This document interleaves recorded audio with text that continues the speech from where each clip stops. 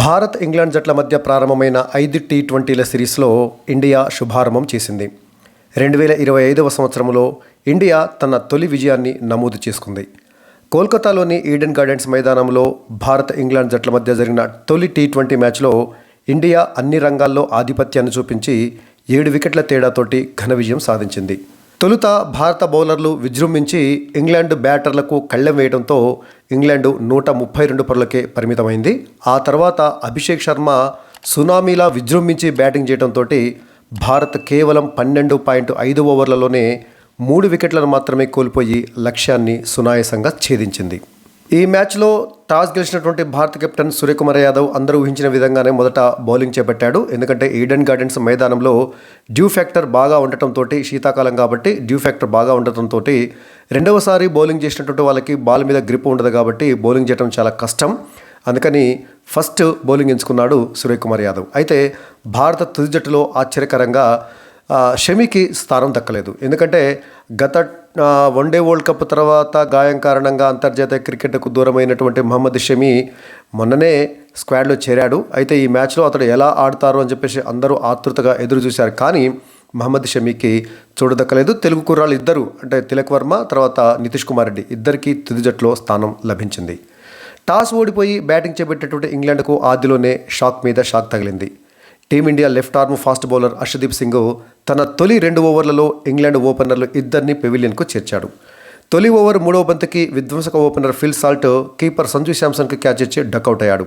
అలా England score board పైన ఒక్క పరుగు కూడా చేరకముందే ఫిల్ సాల్ట్ రూపంలో తొలి వికెట్ని కోల్పోయింది ఇంగ్లాండ్. హార్దిక్ పాండ్యా వేసినటువంటి 2వ ఓవర్లో ఇంగ్లాండ్ కెప్టెన్ జోస్ బట్లర్ 2 ఫోర్లు బాదాడు. అయితే హర్షదీప్ వేసినటువంటి 3వ ఓవర్లో 4వ బంతికి 4 కొట్టినటువంటి డెన్ డకెట్ ఆ మరుసటి బంతికి రింకు సింగ్ పట్టినటువంటి అద్భుత క్యాచ్కు అవుట్ అయ్యాడు. 4 బాల్స్ ఆడినటువంటి డకెట్ ఒక 4 తోటి 4 పరుగులు చేసి అవుట్ అయ్యాడు. అలా 17 పరుగులకి ఇంగ్లాండ్ ఓపెనర్లు ఇద్దరిని కోల్పోయింది. హార్దిక్ పాండ్యా వేసినటువంటి 4వ ఓవర్లో బట్లర్ ఏకంగా 4 ఫోర్లు బాదాడు. 6 ఓవర్ల పవర్ ప్లే ముగిసేసరికి ఇంగ్లాండ్ 2 వికెట్ల నష్టానికి 46 పరుగులు చేసింది. ఇక ఆ తర్వాత అక్షర్ పటేల్ వేసినటువంటి 7వ ఓవర్లో హ్యారీ బ్రూకు, జోస్ బట్లర్ ఇద్దరు కూడా చెరో 6 కొట్టారు. అయితే వరుణ్ చక్రవర్తి వేసినటువంటి 8వ ఓవర్లో 4 బాదినటువంటి హ్యారీ బ్రూకు ఆ మరుసటి బంతికే బౌల్డ్ అయ్యాడు. 14 బాల్స్ ఆడినటువంటి హ్యారీ బ్రూక్ 2 ఫోర్లు 1 సిక్సర్ తోటి 17 పరుగులు చేసి అవుట్ అయ్యాడు. బట్లరు, బ్రూక్ ఇద్దరు కలిసి 3వ వికెట్కు 28 బంతుల్లో 48 పరుగులు జోడించారు. ఇది వాళ్ళ ఇన్నింగ్స్లో హైయెస్ట్ పార్ట్నర్షిప్. 5వ స్థానంలో బ్యాటింగ్కి వచ్చినటువంటి లివింగ్ స్టోన్ వరుణ్ చక్రవర్తి వేసిన అదే ఓవర్లో 5వ బంతికి బౌల్డ్ అయ్యి డకౌట్ అయ్యాడు. దీంతో ఇంగ్లాండ్ 65 పరుగులకే 4 వికెట్లు కోల్పోయింది. సో ఆ విధంగా వరుణ్ చక్రవర్తి ఆ ఓవర్లో ఏకంగా 2 వికెట్లు తీశాడు. 10 ఓవర్లు ముగిసేసరికి ఇంగ్లాండ్ 4 వికెట్ల నష్టానికి 74 పరుగులు చేసింది. హార్దిక్ పాండ్యా తప్ప మిగతా బౌలర్లందరూ కట్టుదిట్టంగా బౌలింగ్ చేయడంతో పరుగుల వేగం మందగించింది. ఓవైపు వికెట్లు పడుతున్నప్పటికీ 3వ స్థానంలో బ్యాటింగ్ వచ్చిన కెప్టెన్ జోస్ బట్లర్ మాత్రము తనదైన శైలిలో వేగంగా ఆడాడు. ఈ క్రమంలో 12వ ఓవర్లో సింగిల్ తీసినటువంటి బట్లర్ 34 బంతుల్లో తన హాఫ్ సెంచరీని పూర్తి చేసుకున్నాడు. అయితే హార్దిక్ పాండ్యా వేసినటువంటి అదే ఓవర్, అంటే 12వ ఓవర్లోనే జాకోబ్ బెథెల్ అభిషేక్ శర్మకు క్యాచ్ ఇచ్చి అవుట్ అయ్యాడు. 14 బాల్స్ ఆడినటువంటి జాకోబ్ బెథెల్ కేవలం 7 పరుగులు మాత్రమే చేశాడు. రవి బిష్ణోయ్ వేసినటువంటి 13వ ఓవర్లో బట్లర్ 2 ఫోర్లు బాదాడు. అక్షర్ పటేల్ వేసినటువంటి 14వ ఓవర్లో జమీ ఓవర్టన్ నితీష్ కుమార్ రెడ్డికి క్యాచ్ ఇచ్చి అవుట్ అయ్యాడు. ఆ క్యాచ్ను నితీష్ కుమార్ రెడ్డి బౌండరీ వద్ద అద్భుతంగా పట్టుకున్నాడు. ఆ కాసేపటికే అక్షర్ పటేల్ వేసినటువంటి మరో ఓవర్లో అట్కిన్సన్ సైతం స్టంపౌట్ కావడంతో 103 పరుగులకే ఇంగ్లాండ్ 7 వికెట్లు కోల్పోయి పీకల్లోతు కష్టాల్లో పడింది. ఓవైపు వరుసపెట్టి బ్యాటర్లు పెవిలియన్కు క్యూ కట్టడంతో జోస్ బట్లర్ సైతం వేగంగా ఆడేటటువంటి ప్రయత్నం చేశాడు. ఆ క్రమంలో అవుట్ అయ్యాడు. ఎందుకంటే ఇక టైలెండర్లు మిగలడంతో బట్లరు మరింత వేగంగా ఆడక తప్పలేదు. సో మొత్తానికి చివరికి 44 బంతుల్లో 8 ఫోర్లు 2 సిక్సర్లతోటి 68 పరుగులు చేసినటువంటి బట్లర్ వరుణ్ చక్రవర్తి వేసినటువంటి 17వ ఓవర్లో నితీష్ కుమార్ రెడ్డికి క్యాచ్ ఇచ్చి అవుట్ అయ్యాడు. ఆ విధంగా వరుణ్ చక్రవర్తికి 3వ వికెట్ దక్కింది. జోఫ్రా ఆర్చర్, అదిల్ రషీద్ వీరిద్దరు కాస్త బ్యాట్లు జులిపించడంతో ఇంగ్లాండ్ 130 పరుగులకు చేరుకోగలిగింది. హార్దిక్ పాండ్యా వేసినటువంటి చివరి ఓవర్లో జోఫ్రా ఆర్చర్ సూర్యకుమార్కు క్యాచ్ ఇచ్చి అవుట్ కాగా ఇన్నింగ్స్ చివరి బంతికి మార్క్ వుడ్ రన్అట్ కావడంతో ఇంగ్లాండ్ కరెక్ట్గా 20 ఓవర్లలో 132 పరుగులకు ఆల్అవుట్ అయింది. ఇక భారత బౌలర్ల విషయానికి వచ్చినట్లయితే అందరూ కూడా, అంటే 5 బౌలర్లు కూడా తలా 4 ఓవర్లు వేశారు. నితీష్ కుమార్ రెడ్డికి బౌలింగ్ వేసేటటువంటి ఛాన్స్ రాలేదు. సో వరుణ్ చక్రవర్తి 3 వికెట్లు తీస్తే హర్షదీప్ సింగ్, అక్షర్ పటేలు, ఆ తర్వాత రవి బిష్ణోయి, హార్దిక్ పాండ్యా వీళ్ళు నలుగురు కూడా తలా 2 వికెట్లు తీయటం అనేది జరిగింది. అయితే హార్దిక్ పాండ్యా 2 వికెట్లు తీసినప్పటికీ భారీగా పరుగులు సమర్పించుకున్నాడు. 42 పరుగులు ఇస్తే మిగతా వాళ్ళందరూ కూడా పొదుపుగా బౌలింగ్ వేశారు. హర్షదీప్ సింగ్ సైతం 4 ఓవర్లలో కేవలం 17 పరుగులు మాత్రమే ఇచ్చి 2 వికెట్లు పడగొట్టారు. సో ఆ విధంగా భారత బౌలర్లందరూ సమిష్టిగా రాణించడంతో ఇంగ్లాండ్ 132 పరుగులకే పరిమితం కాగలిగింది. ఇక ఆ తర్వాత 133 పరుగుల కష్టసాధ్యంగానే విజయ లక్ష్యంతో బరిలోకి దిగినటువంటి ఇండియాకు ఓపెనర్లు సంజు శాంసన్, అభిషేక్ శర్మ వీరిద్దరు కలిసి అద్భుతమైనటువంటి ఆరంభాన్ని ఇచ్చారు. తొలి ఓవర్ ఎదుర్కొన్నటువంటి సంజు శాంసన్ ఫస్ట్ 5 బాల్స్ని డాట్గా ఆడగా చివరి బంతికి 1 పరుగు తీశాడు. దాంతో 2వ ఓవర్లో కూడా అతడే స్ట్రైకింగ్కి వచ్చాడు. అయితే ఈ అట్కిన్సన్ వేసినటువంటి 2వ ఓవర్లో విశ్వరూపమే ప్రదర్శించాడు సంజు శాంసన్. ఆ ఓవర్లో 4 ఫోర్లు ఓ సిక్సర్ తోటి ఏకంగా 22 పరుగులు పిండుకున్నాడు సంజు శాంసన్. ఇక జోఫ్రా ఆర్చర్ వేసినటువంటి 3వ ఓవర్లో అభిషేక్ శర్మ 1 ఫోరు మరో సిక్సర్ బాదాడు. అయితే 5వ ఓవర్ వేసినటువంటి జోఫ్రా ఆర్చర్ ఆ ఓవర్లో 2 వికెట్లు తీసి ఇండియాకు కాస్త షాక్ ఇచ్చాడు.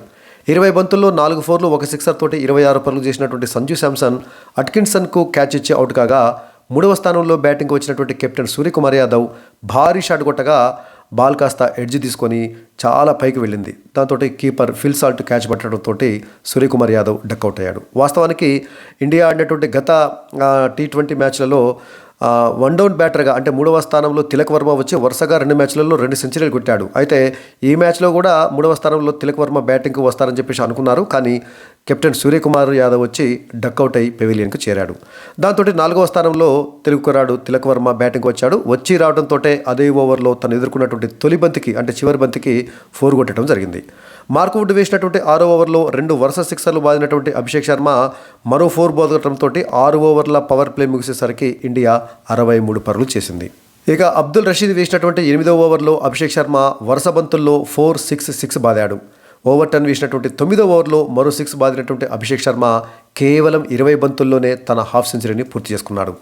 ఓవైపు తిలక్ వర్మ స్టాండ్ ఇవ్వగా మరోవైపు అభిషేక్ శర్మ పరుగుల సునామీ సృష్టించాడు. 4లు 6లతోటి విరుచుకుపడ్డాడు. దీంతో ఇండియా ఈజీగా లక్ష్యం వైపు దూసుకువెళ్ళింది.